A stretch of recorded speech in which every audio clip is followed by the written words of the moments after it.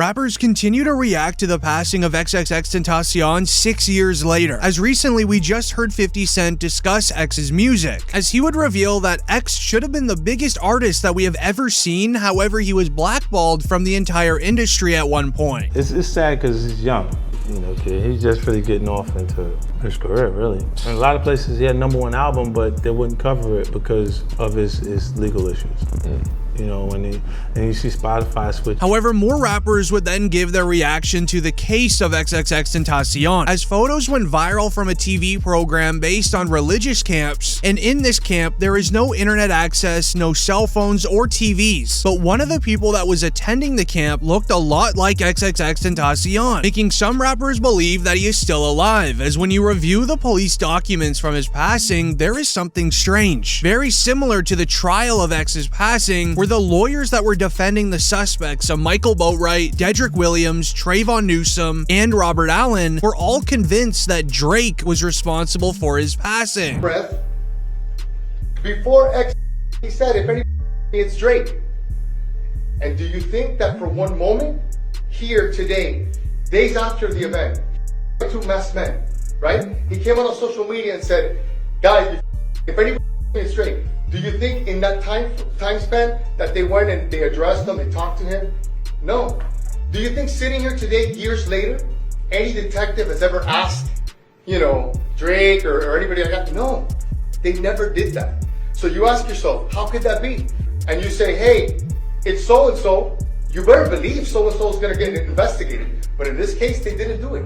They didn't do it because it didn't comport with their version and their narrative. And as law enforcement, I think that they have the obligation to do so. Now, the lawyers are stating that Drake was responsible for this due to XXXTentacion putting on his Instagram before passing, if anyone tries to get me, it was at Champagne Poppy, aka Drake. I'm snitching right now. Now, to understand this fully, we need to dive deep into June 18th, 2018. This is the day that XXXTentacion sadly passed, as his day begins with him driving in his black BMW i8, driving over to Riva Motorsports. It is a massive retailer for motorcycle, boats, and off-roading vehicles. Once arriving to the store, X would find a motorcycle that he really likes. He would also learn by a manager that they do cash deals for a discount. X's mother never let him go to the bank alone, so X would go and pick up his uncle, so then someone could also drive his i8 back home while he drives the new motorcycle. XXXTentacion and his uncle head over to the Bank of America, as security surveillance footage would catch X walking into the bank.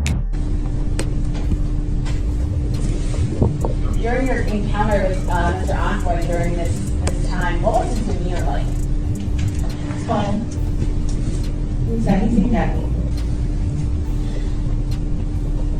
The bank teller that X was speaking with showed up during his trial. She would state that the Florida rapper wanted $250,000 in cash. She had to reject him as their policies only allow $50,000 withdrawals without a cash order. X said that that was fine. She handed over $50,000 and ordered the rest for him for a later date. However, what XXXTentacion didn't realize when leaving the Bank of America was that the four suspects of Michael, Dedrick, Trayvon, and Robert were all scoping out his BMW i8 in the parking lot. Robert Allen ended up snitching in this court case, and he mentions that they were already planning on committing a crime this day for money, and X's supercar driving right in front of them practically made everything a gold mine in their eyes. So once realizing whose vehicle it was, the four of them would end up following X all the way back to Riva Motorsports with two objectives: snatching his diamond chain and seeing how much money was in his Louis Vuitton duffel bag. Now, XXXTentacion would drive straight back over to Riva without realizing the four suspects are right behind him. X pulls into the parking lot. Meanwhile, the four suspects would park their van across the street. X would then go into Riva. Two of the suspects hop out of their van, and they end up following X right inside of Riva Motorsports, as surveillance footage would show that the two of them locked eyes perfectly. One of the suspects was in charge of keeping an eye on him inside of the store, trying to see what is in the Louis V bag. Meanwhile, the other suspect ended up purchasing the ski masks and gloves that they were wearing for the crime. The motorcycle XXXTENTACION wanted to purchase, he ended up changing his mind and not wanting it. Him and his uncle would then leave the motorcycle shop still wearing the Louis Vuitton pullover bag with all of the money still in it. With X going back into his BMW, the two suspects inside of the store were then seen sprinting to their van that's parked across the street. It's in this moment where X made the worst decision ever, as he would sit in park for roughly 5 minutes, giving the two suspects on the inside have enough time to go across the street and make a game plan. When it was time for X to start leaving, he would turn on his vehicle and end up trying to exit the parking lot. However, the van that was parked across the street would end up blocking his way. With X not really knowing what to do, two of the suspects then hop out of the van. They both go to X's side of the car holding firearms, demanding him to roll his windows down and hand off the bag of money. X was stuck and had nowhere to go. He tried refusing it, but he was making the men very angry, causing a small brawl just through his little window of his BMW i8. But it's this moment where XXXTentacion's uncle in the passenger seat is then seen opening up his door, sprinting away, leaving X all by himself. With him opening up the side door, it gives another entrance for one of the suspects to go to. So now there's one in the passenger side as well as X's window. And we all know what happens then after that, as the two men were using firearms and they were able to run off with X's Louis V bag full of cash, and they would hop back into their van, making a quick and fast getaway. In court, it would be revealed, and I quote, "The prosecutor says Dedrick Williams was driving and cut off the car that was being driven by X. Michael Boatwright and Trayvon Newsom put on the ski masks and they had the firearms. The passenger manages to run away. The two approach X and Boatwright does the act towards him." Now, the X trial thankfully had one snitch, and it would be none other than Robert Allen. Robert revealed everything about the passing that you most likely don't even know. We learned exactly how the $50,000 the suspect stole was split between the four, as Michael Boatwright, Dedrick Williams, and Trayvon all got $15,000 each. This means that Robert Allen was only given $5 grand. It's very funny the man that was paid the least is the one that ends up snitching. But there's also a tweet that goes and states, "These pictures are taken after XXXTentacion's passing. It's the same day it shows defendant Michael Boatwright flashing a lot of cash. Defendant turned state witness testifies that that is X's cash, and the photos were only taken hours after the incident, where it would reveal the photos of the suspects flexing a few $1,000s worth of cash, thinking they're cool. However, they could have made the money legally working at a McDonald's. Shortly after Robert shared the money, he would end up sharing what X's last words were. After the incident was done and the suspects hopped back in the vehicle, they allegedly shared what X said. As even shared by DJ Academics, XXXTentacion's last words were, "What is this for?" making his passing feel even more upsetting, as X didn't even know what was going on and it all went down within seconds. With surrounding witnesses at the scene taking photos, publishing it everywhere on social media, rappers would be quick to begin reacting. Juice WRLD, who exchanged many conversations with X, had this to share on his experience with the rapper. We had a couple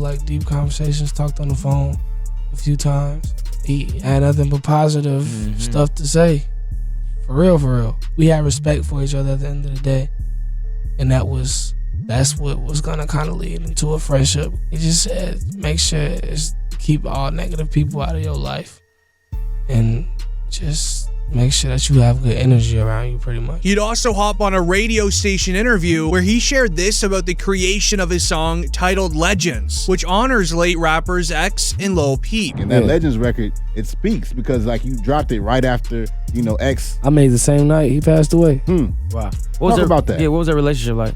We weren't the best of friends. We had a couple deep conversations though.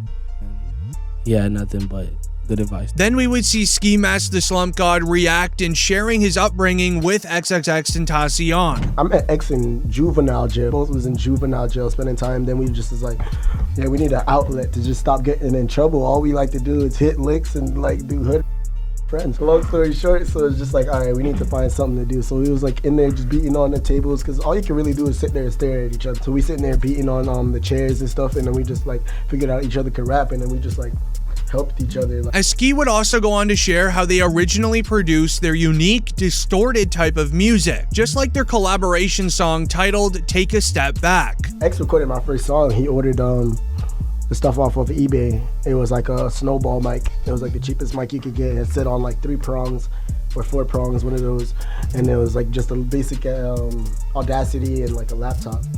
So, but that's how we got Distorted Music. Just like X collaborated with Ski Mask, he would also go on to make a song with Trippie Redd, who he says they became very close friends, and Trippie actually considers him a best friend. I was going to Miami to do several shows, and I performed in Orlando, and then I performed in Miami with X. Ever since I had met bro, we had just became like super cool friends, and now that's my best friend, I could say. As these two would go on to create the hit song titled Love. This would amass nearly 400 million views, where Trippie would speak on how he even got onto the song. I was in Lil Wayne's studio, and I had recorded over this detail beat. It was the Love chorus, and then I had posted an Instagram snippet, or the day after, matter of fact, and X had texted me and he was like, bro, I need that. I sent it to him.